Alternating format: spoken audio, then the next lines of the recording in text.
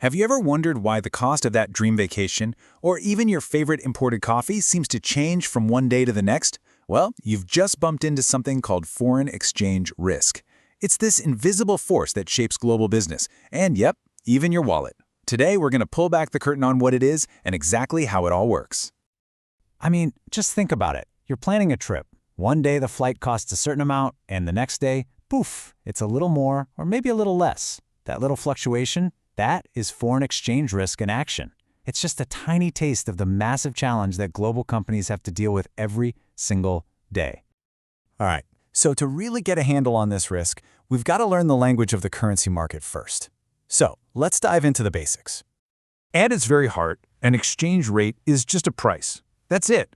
How many Indian rupees does it take to buy $1 US? How many euros for one British pound? This simple number is the absolute bedrock, the fundamental building block for all of global trade and investment. Now, what's really interesting here is that perspective is everything.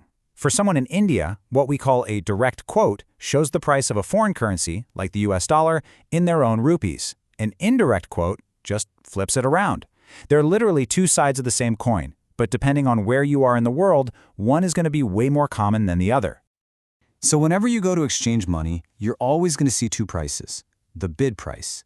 That's what the dealer will pay you for a currency. The ask price? That's what you have to pay them. See how the dealer sells for a little more than they buy for?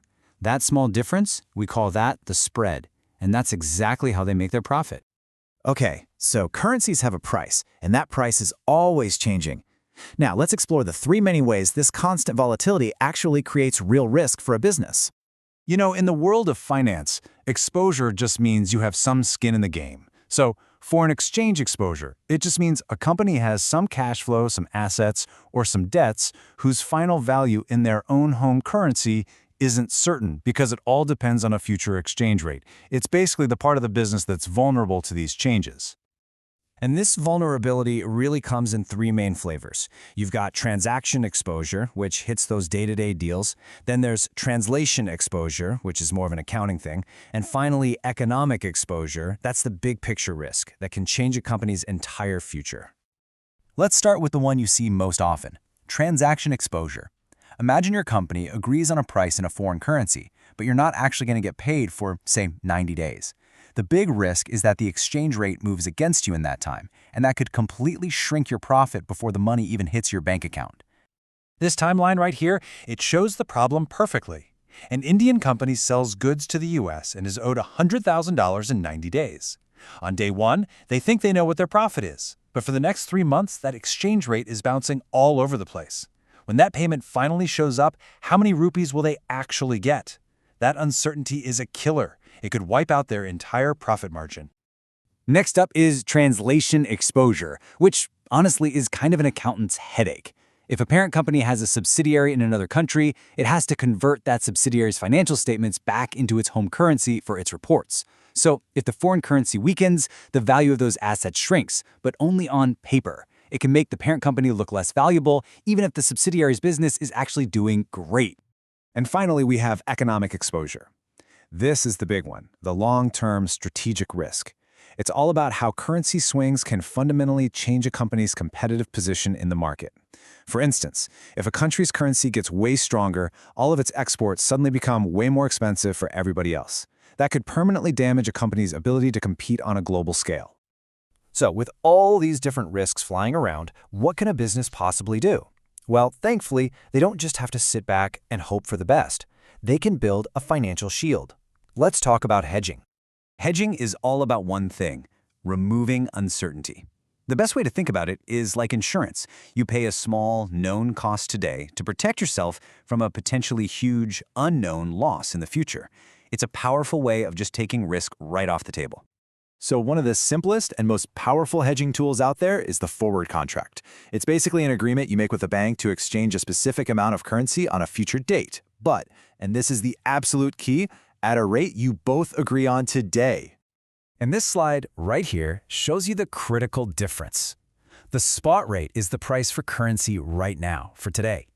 The forward rate is the price you lock in today for some time in the future. By locking in that forward rate, you completely eliminate the worry about what the spot rate is going to be in 30, 60, or 90 days.